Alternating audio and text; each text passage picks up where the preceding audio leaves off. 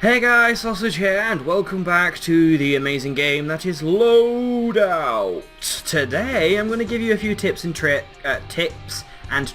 on launchers. I love the launchers, my favourite weapon type in the entire game, and recently I discovered quite a lot of information about them. I watched a few tutorials myself, so a lot of this that you're getting from me is recycled information. So, start with some of the basics, the stock. Now, the stock of a rifle really won't have too much effect on what type of launcher you're trying to go for. Most of the time it just affects things like your hip accuracy, stability, and mostly aim accuracy and stuff. However, with launchers, accuracy isn't really something you're going to worry about. So you're perfectly fine with something like your standard stock. It won't do too much problems for your potential launcher. Now, this is the very basic launcher you will get. This one right here. So yeah, it pretty much just packs a mighty punch, but it has its drawbacks. So about this distance, boom, blows them, takes off about 3/4 of the health, takes a while to reload, problem solved. Now, if you're trying to use this weapon as a primary weapon, you'll have a lot of problems, and you will most likely get shot to bits in seconds with people that have faster weapons, like rifles and pulse weapons. So, oh crumbs, I keep pressing escape to get rid of that. But yeah, so you want to try and use something that is a bit better for you if you're trying to go for a primary weapon. Scopes. Now, some of the best scopes you can get are, without a doubt, a laser guidance system. I only recently got this, and I absolutely love this scope. Another one that's pretty good is remote control, which unlocks once you get laser guidance system. The rest of these are just like your basic normal scopes that just zoom in. Bioscanner will tell you how much health friendly players and enemy players will have. And X-ray will show you where they are hidden with skeletons through walls. But you can only have one scope at a time. I would highly recommend getting laser guidance as best as you can, as fast as you can, if you are, like me, a terrible aim. If you're a really good aim and you're practically precision on with most games and you're quite a veteran with some of these things, feel free to use any of the others. But for those of you who are like me and bad, laser guidance is one of the best you can get. Because if you're spotting an enemy who's running, you can fire and it will pretty much, and you see even I missed then, you can aim it on the fly at whatever you're pointing at. So let's hit a standing target. If we do that, then move. It will still hit them as long as you get a direct hit like that. Now, to give you a bit more breathing space for something like that, we'll come to propulsion in a bit. Now, cage types. There's quite a few, as you can see. I think it has the most cage types compared to the rest of the weapons, so it gives you a lot more maneuverability to work with and room for error. So, single cage types, which will be like your cage, your tube, and your heavy. They take a lot longer to reload, but pack a mightier punch. So we'll go to heavy, which I don't currently own. Aim at this guy, shoot him. Pretty much one shot, one kill. But as you can see, it takes a lot longer to reload. That wasn't directly on, but yeah.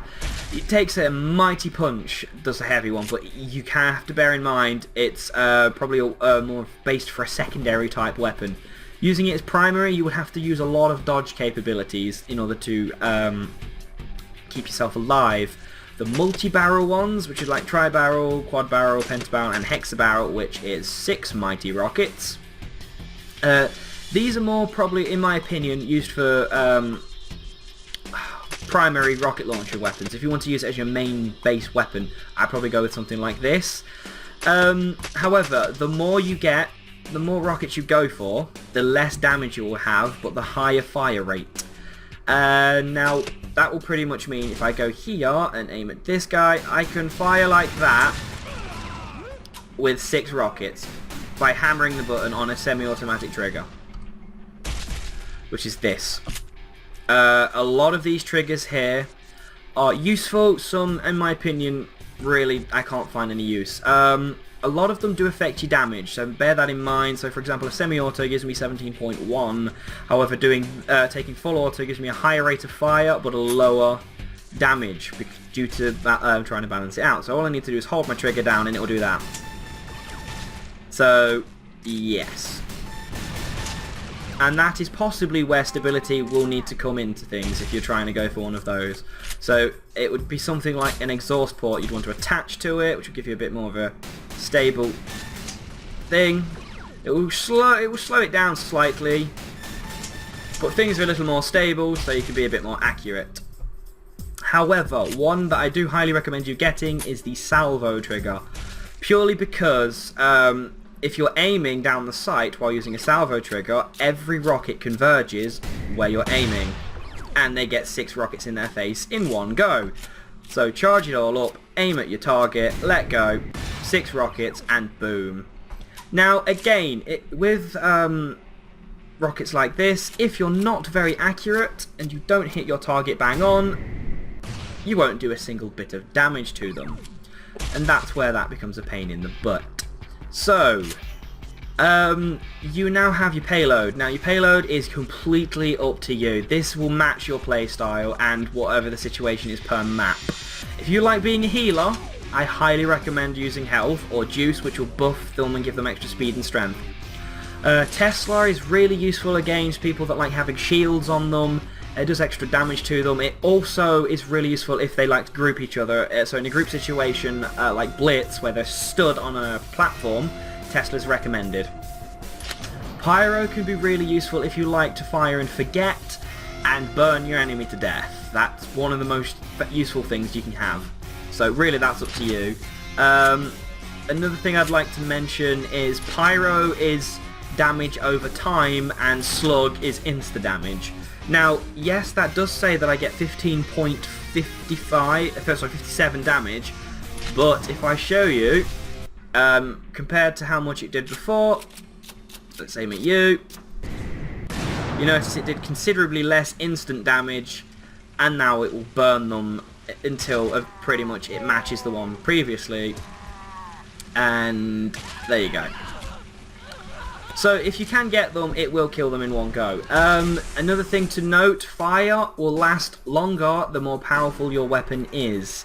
Highly recommend use it on something like one of these, which has like 42 damage, as your fire will last a hell of a lot longer on one of the opponents, so it will take a lot more rolls for them to put it out. Your propulsion. Now, your basic propulsions are like rocket. This is probably the one that you'll use the most. It just fires straight, affects nothing, and it's really useful. Lobbed, I will show you what that does. It pretty much arcs it up. So it will go up and aim down. Laser guidance system, not really useful in this situation. So I'm going to potentially say this is useful for going over walls and whatnot. So yes. Agile and super slow are for those people that like a little more time to think about what you're doing. It will increase your damage, but it also increases reload time. So if you like thinking a little more, it will do a super slow rocket, which allows you to aim a bit more. So let's get all 6. Boom, aim them over there, and there you go. It's for those people that like to take a little more time. However, do remember that they can be blasted out of the air by your opposing team. That is where things like Corkscrew and Scuttle will come into handy. If you are one of these people that get your rocket blown out of the air quite a lot and you're getting really annoyed of it, try mastering Scuttle or Corkscrew. Corkscrew is one of those payload types that will go and spin, and that will confuse people that are trying to potentially shoot them in the air. Also, Scuttle is one of those ones that I really love, but it can be annoying. Now, if I'm trying to shoot someone there, and you'd expect your rocket to go straight forward and hit them. So, with Scuttle though, they go into the floor, and then hit them. So, a Scuttle rocket just goes on the floor, and then explodes when it hits on contact. Now that is really annoying for those maps where you have a canyon in between you and the place you're trying to shoot. So do keep that in mind if you go for Scuttle. You can go for Super Scuttle, which is exactly the same. However, the difference here, they move faster. They will go and do, I think they do some extra damage. No, they reduce the damage and increase your reload time, but you have extra speed. And Turbo will dramatically drop damage, but it will increase the rocket speed extremely quickly. Highly recommended for people that like to use single shots, as that will get the rocket to its destination faster, so they have less time to react. Now, for your shell. Impact and Sticky, I personally think, are the only two useful ones here. A bouncing rocket isn't really, in my opinion, all that useful, because they just ping off into space. So yeah, let me remove the Super Scuttle, put it back onto rocket. So let me show you that better. So I could potentially shoot them, and they will just bounce off everywhere. Useful in corridor situations, if you're trying to block a corridor off. Really bad if you're in open air. And Sticky does exactly what it says on the tin. Take 6 sticky rockets, attach them to one person, and blow them up. Now, that can be useful in, obviously, Capture the Hammer, because you can pour them all over your hammer, and they will explode, pretty much, when anyone goes near them, if you have proximity. Now, your detonator style is, again, down to play style here. Contact is the one most of you will use, so it will hit them, hit something, and explode. It doesn't have to be a person, it can be a wall or anything. Manual is really useful for sticky situations, quite literally. So, for example, this wall here is where the jackhammer is. I'm now stood somewhere, keeping a watchful eye. Someone walks in to steal the hammer. They just got blew to bits. That is where manual would be really useful. Timed, I really got no idea when timed would be useful. For example, shoot them on the wall back there. 5 seconds later, they explode. I don't see the point in timed. I failed to find out why it's any use. I've recently found out, though, that proximity is one that you should stick to. Once you get this, keep with it. It's a definite fire and forget. Anyone that comes in close range of your rocket, it will just explode. It doesn't have to hit them, so you've got less chance of it missing a target as it will explode. Now comes my favourite part, the dispersals. This is where you can really give your weapon some extra oomph and give it some real good firepower. It does affect your damage and your fire rate and your reload time, so bear that in mind and do your best to keep things as balanced as possible. Now, I'll open up with flak, and I'll go back to slug. Okay, so say you have yourself a basic normal thing like this: laser guidance, hexabarrel, and flak. That is the only 3 new things. Oh, and salvo. So salvo, remove that. Salvo, laser guidance, hexabarrel, and flak. They're your ones you add. So you aim down the side, get your things loaded, and then aim for someone, but you miss, hit the wall. You get a lot of explosions elsewhere to compensate for that. So you still miss, and you can still plow through people. So it's not a problem. That is where it will remedy quite a lot of people that can't aim well. Another good thing for flak is it helps keep other opponents' rockets coming towards you at bay. So if you shoot one single flak rocket on the floor at a fair distance in front of you, it will then send off all of that explosion, and a rocket passing through it will explode and not hit you. And flak is extremely useful when using health payloads. So if you aim somewhere near a bunch of people, say for example Blitz, that will then heal them up all nicely with very little effort. Cluster's one of these ones that again is really confusing, and let me change the payload back to slug.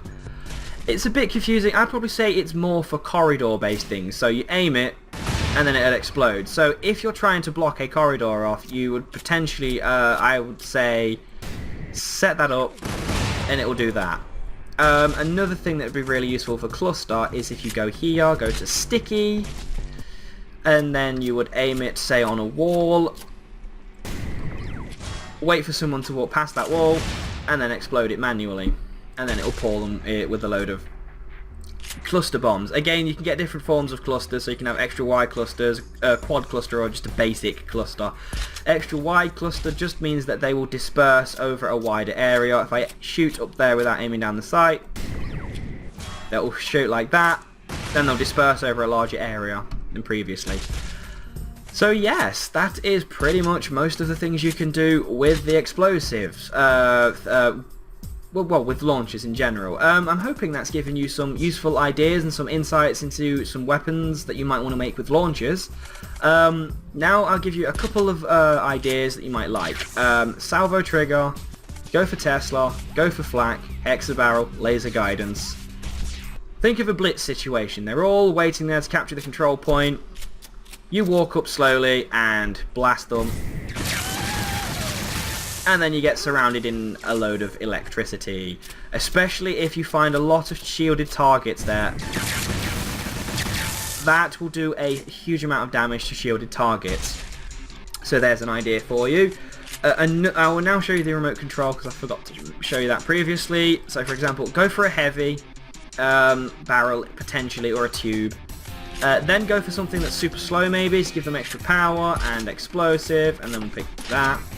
Now, remote control trigger is trigger. I think it's trigger. No, aiming sight is actually really useful. As long as you hold the right mouse button, you can remote control a rocket. I pick super slow, and I purely because it gives you extra time to think, and it does extra damage on contact.